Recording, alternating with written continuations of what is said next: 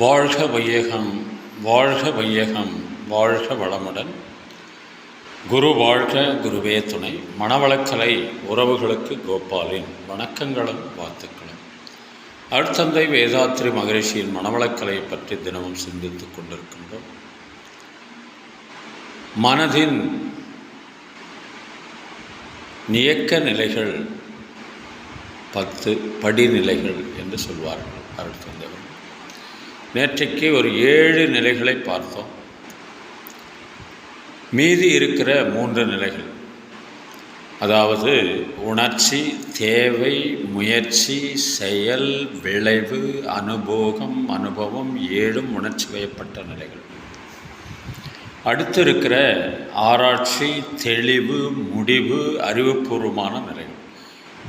அதாவது உருவமற்ற உயிர், அதிலிருந்து வரக்கூடிய அலை மனம், அது 10 படிநிலைகளில் வேலை செய்கிறது என்று ஆய்வு செய்து நமக்கு பாடமாக கொடுக்கிறார் அருட்தந்தை வேதாத்ரி மகரிஷி.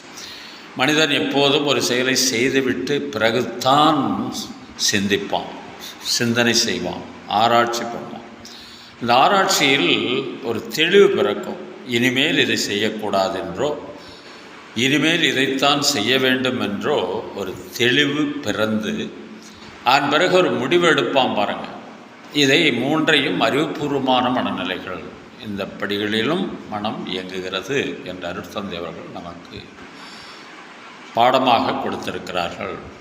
உயிரின் படற்கை நிலையை மனம் என்ற அடிப்படையில். ஏன்னா அவ்வளவு ரகசியங்கள் இந்த உடலிலேயும் மனதிலேயும் உயிரிலேயும் அடங்கியிருப்பதை ஆராய்ச்சி செய்து நமக்கு பாடத்திட்டமாக கொடுத்திருப்பவர் வேதாத்ரி மகரிஷி.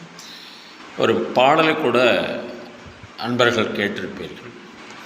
உயிரொன்று இல்லாமல் உடல் எங்கு நிலையாதே, உயிரென்ன பொருள் என்று அலைப்பாய்ந்து தெரியாதே, வாழ்க்கையின் வேர்களோ மிக ரகசியமானது, ரகசியம் காண்பதே நம் அவசியமானது, தேடல் உள்ள உயிர்களுக்கே தினமும் பசியிருக்கும், தேடல் என்பது உள்ளவரை வாழ்வே ருசியிருக்கும், அடவாழ்வு போல தேடல் கூட ஒரு சுகமே, இன்னிசை பாடி வரும் இளம் காற்றுக்கு உருவமில்லை, காற்றலை இல்லை என்றால் ஒரு பாட்டொளி கேட்பதில்லை,